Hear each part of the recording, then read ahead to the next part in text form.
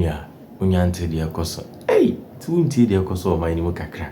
Yo, I acquire gentle tip, me movie be a quaba, Edba, a hanum.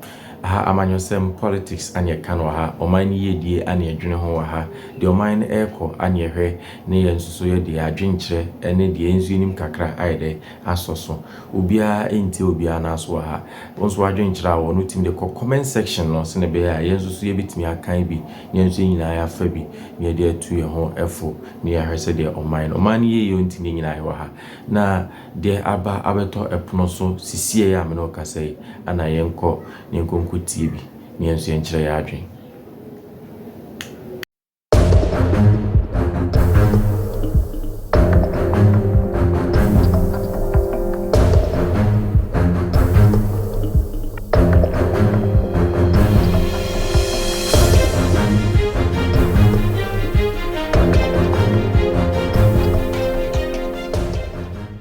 I will come and Maltinga in Boga is for all of you.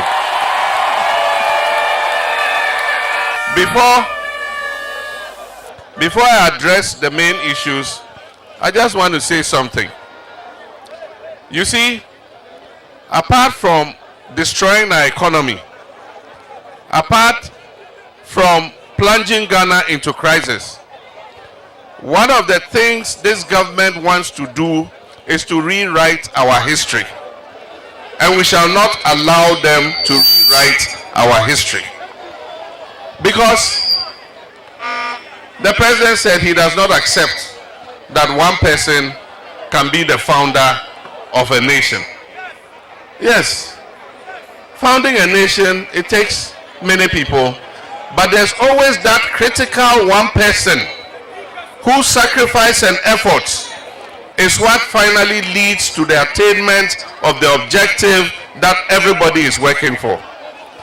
And so if you ask South Africans, who is the founder of modern day South Africa, they'll tell you Mandela. But it was not Mandela alone. There was Oliver Tambo, there was Govan Mbeki, and so many of them who fought the armed struggle to achieve independence for South Africa from apartheid. But it was Mandela's sacrifice, being in prison for 20-something years and being the symbol of the struggle, that makes them say Mandela is the founder of modern day South Africa. It is the same thing with Ghana. If you ask Ghanaians, who is the founder of Ghana, who gained independence for Ghana, majority of Ghanaians will tell you Osajifo Dr. Kwame Nkrumah. Because it was him who gave that critical spark to the independence struggle that eventually got us independence. The UGCC at the time said independence gradually in the shortest possible time. Nkrumah said independence now. And he fought for it. And that is why Ghanaians recognize him as the founder. Nobody can come and rewrite our history. Indeed, for those of you who don't know it, when the Queen finally agreed to give Ghana independence, the UGCC, that Nana Akuffo Addo is fighting to be recognized as founders of Ghana, wrote a petition. They sent people to England to tell the Queen, don't grant independence, we are not ready yet. And so how can people like that be either, even if we are saying many people fought for independence, you cannot say UGCC was part of it because they were an obstacle to independence. And eventually when the motion of destiny for independence was being passed, these are the same people who walked out of parliament when Nkrumah was moving the motion of destiny. And so today you can't come and rewrite our history. July 1st is our Republic Day. And we also made it our Senior Citizens Day. They've come to take the holiday from July 1st and gone to put it on August 4th, which is the day the UGCC was founded. When we come to office, we'll rectify those things. July 1st will be a holiday again.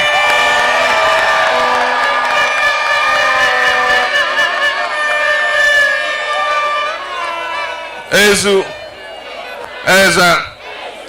you say who is the founder of Ghana's Fourth Republic, it's obvious, it's J.J. Rawlings.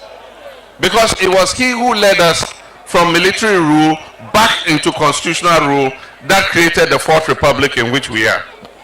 But there were many people who worked on it.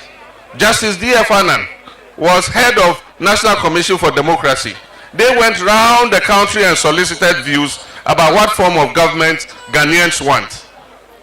But we're not going to say Rawlings, Justice Annan, and who are all founders of the Fourth Republic. There's only one. We in the NDC recognize only one founder of the Fourth Republic of Ghana, and that is Jerry John Rawlings.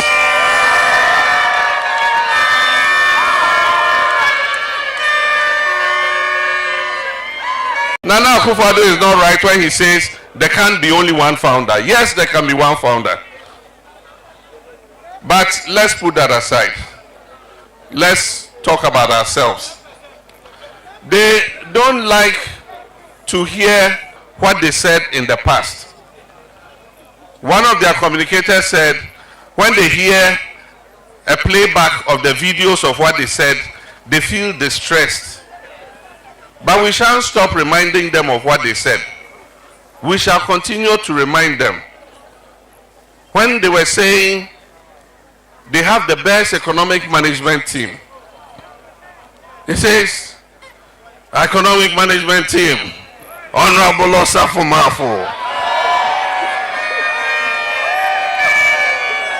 Honorable àñĝírìlý, Keno Foriata. I mean, and said, what a solid team. Today, we are being told that that team, of which the current vice president is the head, not that he was the head, he is still the head of the economic management team. Today, that solid team has landed Ghana in the highest debt that we've ever seen in history. 750 billion Ghana cedis. All of us owe. And you think that Nana Akuffo Addo is the one going to pay it? No, he's 80-something years. If God grants him some years, he still won't live long enough to pay 750 billion cedis. Who's going to pay 750 billion cedis? It's you, the youth of this country. It's you. And so they piled the debt, they've spent the money, and they've left the debt for you to come and pay. And the same people said, Ghana nye here mine. Ghana nye here mine. Yet is a castle, and so I come there.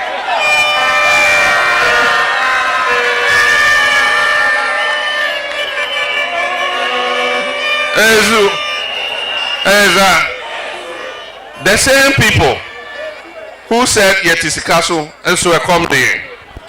Today we are hungrier than 2016 when they made those comments. And you remember the other one? Mahama is an incompetent president.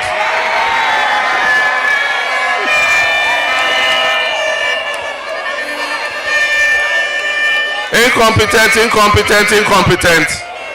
And I warned them. I said, hey, you've never been president before. You don't know what it is to lead a nation.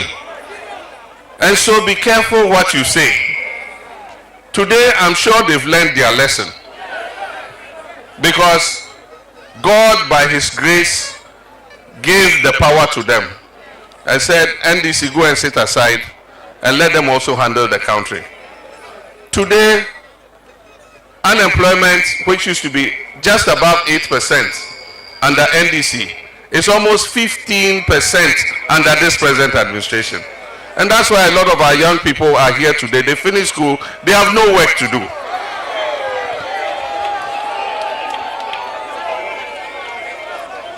I remember when the fundamentals are weak, the exchange rate will expose you.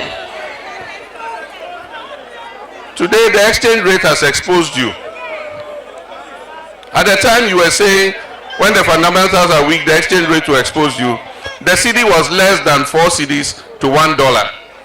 And you said it had exposed us. Today, the CD is almost 16 CDs to $1. And yet you say, oh no, you shouldn't say the fundamentals are weak because the CD is 16. The economy is in crisis. He says, we want to give the money directly to the constituencies because we don't want the people in Accra to chop it. So we're going to give you $1 million per constituency per year. You remember? Today, where is the $1 million per constituency per year? It's 8 years now. Bolga East, you should have got $8 million by now. All these your roads you are complaining about, if you had $8 million, all these roads will be quota everywhere.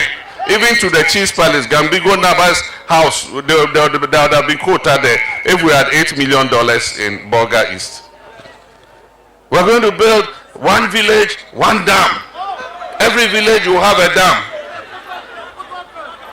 Even those who got the dams, they are like dark ponds. You can't do any dry season gardening there.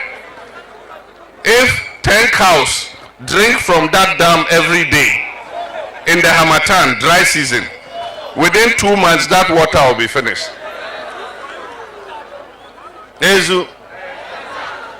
We're going to provide every district with a factory. One district, one factory. One district, one factory. Bolga East, where's your factory? Where's your factory?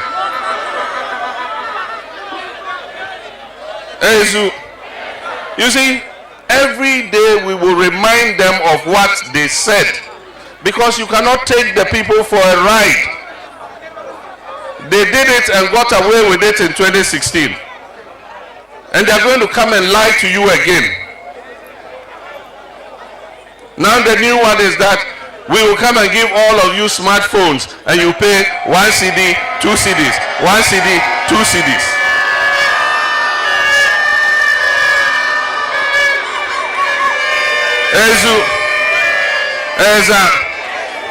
And I'm saying that the youth of Bolga East do not need your smartphone. They need a job. If the young people get a job, they can buy their own smartphone.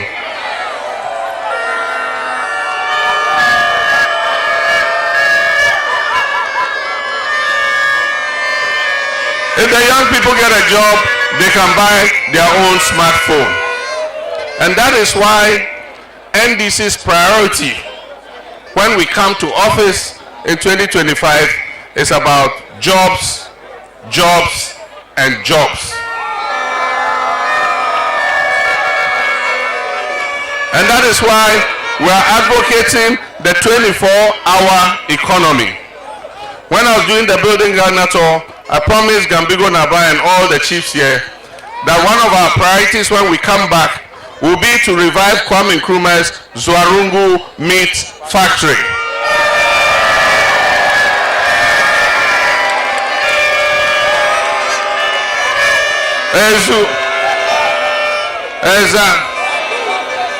And when we revive the meat factory, it will do what? It will work 24 hours a day so that all our youth here can get work to do. Some will go to work in the morning, close in the evening, others will come and continue working so that we can employ more people. And so it is about employment, it is about jobs, because we are sitting on a tinder box. I'm sure you hear what happens in other countries. As I'm speaking, in Nigeria, the young people in Nigeria are on the streets demonstrating. You heard about Kenya. Kenyan youth are demonstrating because opportunities are not opening up for them. And the situation in Ghana is worse, because in Ghana, it is not the MPP. It is a small family that has captured everything. And so I can tell you, there are many of my friends in MPP who come and tell me, he says, NDC, you have to do well and get our party out of power. These are MPP people, because the MPP has been captured by a small group of people. This is not Kufuor's MPP.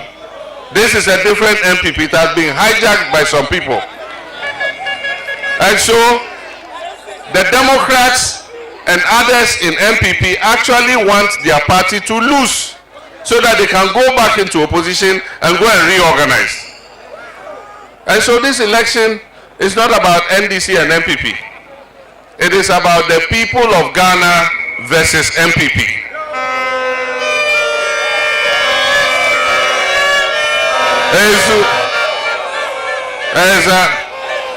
Ghanaians want to rescue their country from that family and friends government.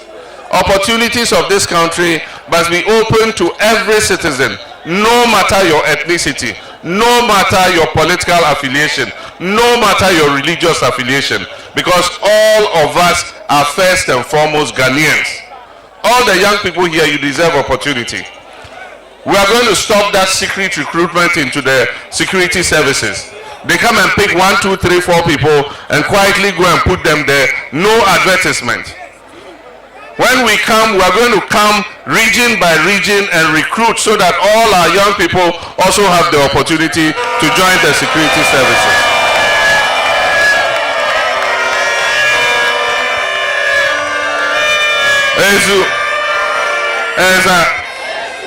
And because of the 24-hour economy, we need more policemen.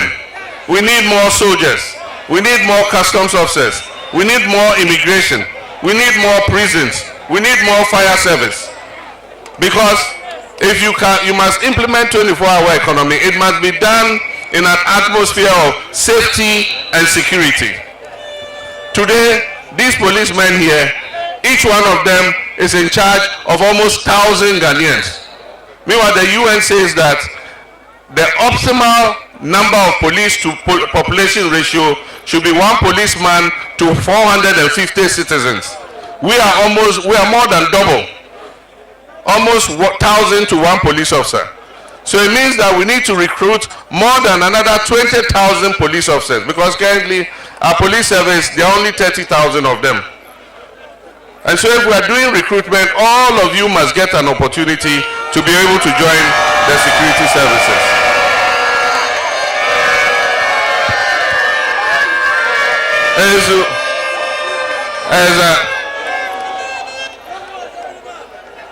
They said they have restored nursing trainee allowances. And what they haven't told the nurses, or what they refuse to tell Ghanaians, is that they owe the nurses about 30 months of arrears. And so when a small nursing trainee girl in Techiman goes and asks a question, he says, I came into nursing training 3 years ago, I'm in 3rd and final year, I've never seen nursing training allowance. Then he says, oh, I didn't know. So finance minister released some money and they go and pay them 3 months. Meanwhile, you owe them almost 30 months. For 3 years, she has been in school, she's not got allowance. So what of those who are finished? Are they going to come back for their trainee allowances? You see, this government is only full of propaganda and deceit. And they say, when a snake bites you, when you see a worm, what do? You run away. And another one, they say a fool's something, they don't step on it twice. You can only step once. If you try to step again, he will resist you. They've deceived us once before. They've deceived us twice. Will we allow them to deceive us again the 3rd time? And so, 7th December is our opportunity to make a change. We do not make promises, NDC. But when we come, we do the kinds of things that will better the lives of all our people. What is different between the two parties is NDC will come and build schools, build CHIPS compounds, health facilities, provide drinking water, extend electricity, do the roads and all that. So that we will benefit, our children will benefit, our grandchildren will benefit. But what does MPP do? They come they will take 1, 2, or 3 out of you, add them to the family and friends, they will make money, and then they'll come and be distributing that money to you, and be distributing the money to you. That money, you will spend it, and after you spend it, you will remain in your poverty. So the advice I give is, as we're going to elections, they will come with money, 500 cedis, 1,000 cedis, 200 cedis, like they did in Asin North. And the Asin North people said, we will take the money because it is our money. But when we go, we will vote according to where the truth is.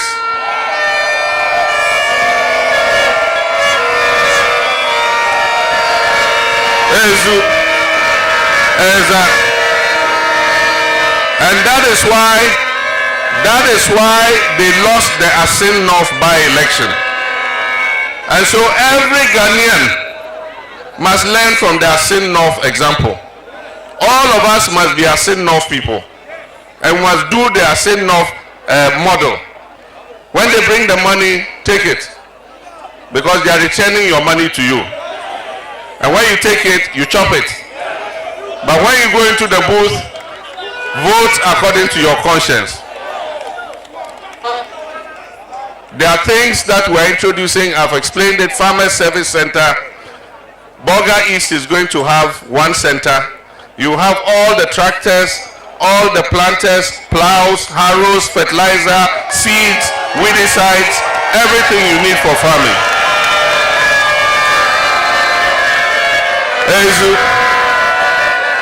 And at the beginning of the farming season, if you are a registered farmer with the center, anything you need, just go to the center, they will come and do it for you. And then when you harvest and you sell your crops, you go and pay the cost of the inputs, and then you sell any profit you get. It is yours. You can do whatever you want with it. They've talked about the Women's Development Bank, and our Queen Mother spoke about it. Our mothers sell granules, they sell wache, they sell food in the market, they travel to go and sell food in Techiman. They do small businesses. They have hairdressing salons, dressmakers, and every day, because they can't get capital, they try to do susu, small. Sometimes the susu collector runs away with their money. And so we want to prevent our mothers and our sisters from suffering that fate. So we're going to bring you your own bank, Women's Development Bank. And so the small susu you are doing, you put it in the Women's Development Bank. And when you want to look a loan, you go there at 1,000 cedis, they will give you the loan, and then you pay little by little with very little interest on it.